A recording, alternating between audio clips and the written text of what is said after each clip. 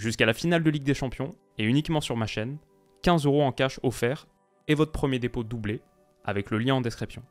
Les amis, bienvenue, j'espère que vous allez tous très bien, très content de vous retrouver pour cette nouvelle vidéo, ouais, parce que ce soir déjà c'est Real Madrid-Manchester City, donc on est sur une journée à 2 vidéos. L'analyse, la preview de ça, le prono de ça est en ligne sur la chaîne depuis dimanche, je vous le mettrai en description. Mais en attendant donc, on est réunis pour parler d'AC Milan-Inter, un Euro derby qui nous a offert quelques belles images par le passé, mais qui n'est pas seulement une question d'histoire. Parce qu'aujourd'hui, je trouve que la bataille entre ces deux clubs, c'est une des histoires de la fin de saison. C'est un des trucs les plus intéressants de cette fin de saison. En Serie A, les deux sont à la lutte pour le top 4, dans un vrai mano à mano, 2 points les séparent à 4 journées de la fin. Et bien sûr, les deux sont à la lutte pour retrouver les sommets de l'Europe, pour une place en finale. C'est un derby de Milan en demi-finale de Ligue des Champions. Je répète, un derby de Milan en demi-finale de Ligue des Champions. C'est juste une folie furieuse. Donc, trop hâte de faire cette petite vidéo. Si vous voulez accéder tout de suite au prono, je sais que certains sont pressés, comme d'habitude. Je vous l'ai mis dans le timecode en description. Vous pouvez y aller directement, c'est possible. Mais en attendant, on est réunis pour parler d'abord de l'AC Milan, un petit point sur les Milanais qui ont connu un début d'année 2023 très compliqué, avec pas mal de défaites. Aujourd'hui, ça va un peu mieux. Depuis quelques matchs, ça va un peu mieux. Il reste sur 9 rencontres consécutives sans défaite.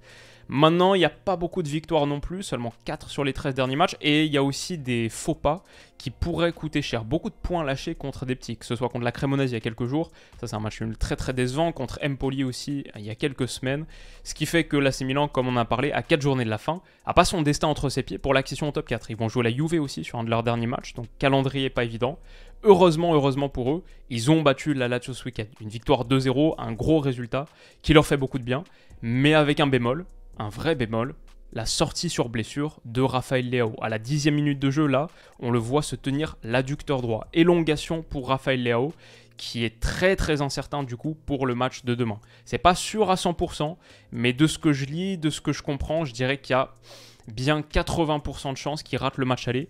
Et s'il revient au retour, c'est déjà une bonne chose. Il pourrait être de retour. Mais voilà, le match aller est très difficile. Alors, même sans lui, on le voit sortir sur blessure là, remplacé par Selmakers, même sans lui, l'AC Milan a des armes.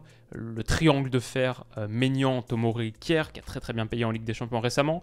Contre la Lazio, ils ont montré aussi quelques-unes de leurs armes. La pression d'Ismaël Bennacer sur le milieu organisateur, ça aussi on l'avait vu contre Naples en Ligue des Champions. Cette pression, elle amène au premier but du Milan dans ce match. Et même sans Rafael Leao, l'AC Milan a montré qu'ils étaient capables d'exploiter ce flanc gauche avec des percées, en l'occurrence celle de Théo Hernandez qui va marquer un des buts de la saison au bout de cette envolée, de cette chevauchée remarquable. Donc l'AC Milan a des armes, mais pour moi, Rafael Leao est vraiment leur joueur clé. Peut-être surtout sur les matchs de niveau Ligue des Champions. Sur les matchs de calibre Ligue des Champions, on l'avait vu contre Naples il y a quelques jours, où pour moi, sur ces matchs-là, la hauteur de ton plafond est tellement importante. Peut-être que les championnats, tu les gagnes et tes performances en championnat, tu les fais avec la hauteur de ton niveau moyen, ce que tu es capable de reproduire semaine après semaine. Mais la Ligue des Champions, pour moi, c'est la compétition du niveau plafond, de ton niveau maximum. C'est ça.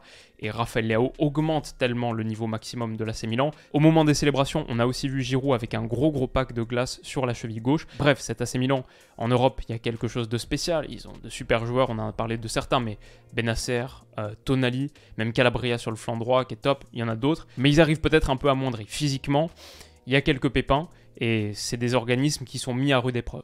Du côté de l'Inter maintenant, ils sont plutôt sur une bonne série. Une seule défaite sur les 10 derniers matchs. Ils restent sur 5 victoires consécutives avec des qualifications en demi-finale de Ligue des Champions en ayant sorti Benfica, en finale de Coupe d'Italie aussi en battant la Juve. Ils ont sur leur dernière performance une démolition de l'Hellas Vérone 0-6 à l'extérieur et 2 victoires contre les clubs de Rome dans des matchs qui sont des véritables batailles pour le top 4. C'est marrant parce que Inzaghi était sous tellement de pression il y a quelques semaines, je pense qu'il l'est encore, mais l'Inter peut faire une vraie saison de malade. Sur leur fin de saison, ils ont une finale de Coupe d'Italie à jouer contre la Fio, potentiellement un titre au bout. Ils sont top 4 à 4 journées de la fin, potentiellement qualification directe en Ligue des Champions, et ils sont demi-finalistes de C1 en ayant sorti le Barça en groupe, avec face à eux l'AC Milan. S'ils l'emportent là, c'est dur de voir Inzaghi prendre la porte, même si je sais que beaucoup de supporters interistes le réclament. C'est les résultats là de cette fin de saison parlent plutôt pour lui pour l'instant. Il faut dire que les résultats contre l'AC Milan aussi parlent pour lui. Sur les 2 matchs en 2023, ils avaient perdu en 2022, mais en 2023, sur les 2 matchs en championnat, victoire 1-0, c'était le 5 février. Et en Supercoupe, quelques semaines plus tôt à Riyad en Arabie Saoudite, victoire 0-3. Donc ils ont pris un petit ascendant psychologique, peut-être tactique. c'est une équipe qui manipule très bien l'espace. Je pense que Simone Inzaghi, tactiquement, il a de leçons à recevoir de personnes sur les plans qu'il est capable de mettre en jeu ponctuellement sur certains grands matchs. On a beaucoup parlé sur la chaîne de ces doubles diagonales, les obliques, l'utilisation de la largeur sur ce système en 3-5-2, et aussi par exemple les percées de Bastoni qui n'hésitent pas à porter le ballon pour ensuite adresser des centres très dangereux, travailler pied gauche. Toujours des gars second poteau, cette petite armée second poteau, elle est là. Et ça permet à l'Inter soit d'aller centrer directement parce qu'ils ont de très bons pieds, Di Marco, Bastoni comme on en a parlé, ou alors d'utiliser la fixation de cette petite armée-là pour jouer plutôt combiné. Comme ils le font ici, c'est l'action qui amène au second but du match retour contre Benfica. Voilà, c'est une équipe qui s'organise très bien et qui en plus peut compter sur le retour en forme de la Lalou, Lautaro Lukaku, qui avait été tellement vital dans l'accession au titre il y a 2 saisons. Bah là, Lukaku revient en forme peut-être au meilleur moment et les deux trouvent un petit peu d'alchimie, retrouvent un petit peu d'alchimie. On l'a vu contre la Roma et Lukaku, il reprend de la confiance. Je crois qu'il est à 5 buts, 4 passes décisives sur les 7-8 derniers matchs, un truc comme ça, toutes compétitions confondues. Donc ouais, l'Inter a des armes. Franchement, l'Inter c'est pas mal et ils sont peut-être moins faciles à contrecarrer tactiquement que Naples. Ils sont peut-être moins forts dans l'absolu que Naples, mais moins faciles à contrecarrer tactiquement. On avait vu Lobotka très bien pris par Bennacer, le 4-2-3-1 qui se calquait parfaitement sur le 4-3-3. Je suis moins certain que ce soit le cas contre l'Inter. Je pense qu'on reverra Bennacer en 10, parce que ça marche bien pour d'autres raisons aussi, mais c'est plus difficile à presser ce milieu de l'Inter avec Brozovic, avec Barella et avec Çalhanoğlu, Mkhitaryan, le trio assez dense à l'intérieur, qui peut ensuite beaucoup jouer sur les côtés, ces longues obliques. L'Inter Milan a des armes, je pense, pour résister tactiquement à l'AC Milan. Mon prono, du coup, qu'est-ce que ça va donner sur ce match?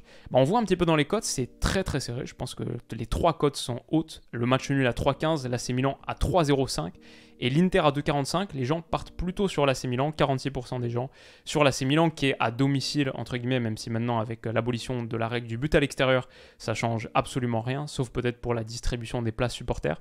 Mais les 2 matchs se joueront à San Siro, Giuseppe Meazza. Bref, AC Milan 3,05, Inter 2,45. L'Inter Milan favori sur ce match et léger favori aussi pour la qualification.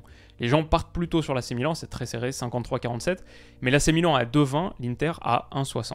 Ça, c'est les codes que vous trouvez sur Winamax qui sponsorise cette vidéo et qui sponsorise la chaîne. L'offre de bienvenue, la meilleure de France, celle dont je parle depuis un moment, que je mets en place sur ma chaîne, augmente uniquement avec le lien en description. C'est une offre spéciale exclusive Winamax Willou. Elle augmente jusqu'à la finale de Ligue des Champions. Et donc pour y accéder, vous cliquez sur le lien, vous créez un compte, vous faites un premier dépôt qui est minimum de 15 €. Il est instantanément doublé. Si vous mettez 15, ça devient 30. Si vous mettez 100, ça devient 200. C'est jusqu'à 100. Et c'est en pari gratuit. Et en plus de ça, vous recevez aussi instantanément, au moment de l'inscription, après le premier dépôt, 15 € en cash. Donc si vous mettez le strict minimum, 15 €, ça fait 15 x 2, 30, plus 15 encore, 45. Votre premier dépôt de 15 € est devenu un capital de 45 € pour parier. C'est accessible avec le lien en description, un lien qui débloque le bonus de bienvenue et qui me rémunère aussi à chaque utilisation. C'est un lien affilié. J'en parle depuis un moment pour ceux qui l'ont utilisé, merci. Pour ceux qui comptent parier, vous en serez reconnaissant si vous le faites avec ce lien. Et c'est aussi le lien qui permet d'accéder à la meilleure offre qui existe, car 15 €, c'est uniquement sur ma chaîne. Maintenant, je dis tout ça, les paris sportifs, comme vous le savez, déjà strictement interdits aux mineurs. Plutôt des petites sommes, parce que la plupart du temps au paris sportif, et je ne serais pas surpris que ce soit le cas sur ce match aussi si vous suivez mon prono, la plupart du temps on perd. Ce ne serait pas un business aussi rentable pour les opérateurs et les plateformes de paris sportifs si ce n'était pas le cas. Donc faites attention à vous, plutôt des petites sommes et soyez responsables. On est parti donc sur ce prono, qu'est-ce que ça va donner entre l'AC Milan et l'Inter? Je pense que l'absence de Rafael Leao, si elle se confirme, c'est un vrai problème. Sans lui, l'AC Milan perd son arme pour sortir de la prise. L'Inter veut presser par exemple. Est-ce qu'ils peuvent vraiment s'en sortir en l'absence? Selmakers, c'est pas mal, mais c'est pas un Rafael Leao. Ça me fait un peu penser à la situation que Naples avait vécue sans Victor Osimhen à l'aller. Et ça leur avait coûté cher. Donc c'est marrant parce qu'au moment du tirage, moi je penchais plutôt AC Milan. Je disais que même si les équipes me semblent très proches, ils avaient sans doute 2 joueurs du niveau que l'Inter n'avait pas. Je pensais à Maignan et je pensais à Rafael Leao. 2 joueurs classe qui augmentent ton niveau maximum, peut-être suffisamment pour passer. Maintenant, avec Leao probablement forfait et avec l'état de forme de l'Inter, plus le retour un peu intéressant de Lukaku, au moins sur ce match aller, pour l'instant maintenant c'est devenu 50-50 dans mon esprit pour la qualif, mais sur ce match aller, je pencherai un peu plus sur l'Inter, en attendant de voir si Leao revient en match retour. Sur ce match aller, je pencherai plutôt sur l'Inter. vais partir sur l'Inter, la victoire de l'Inter, à 2,45. Une courte victoire, je pense quand même. Un match qui fera honneur à la tradition historique des Euro-Derby. Donc un match assez serré, contenu, 0-1 je pense pour l'Inter. Pas forcément beaucoup de buts, très tendu, hyper excitant à suivre, mais peut-être pas le plus riche en occasions et en buts. Je vais dire 0-1. Pourquoi pas Romelu Lukaku? Lautaro Martinez, c'est quasiment la même cote aussi. Peut-être entre Lukaku et Lautaro, il y a un truc à faire. Mais sinon, je tenterai un petit truc Federico Di Marco.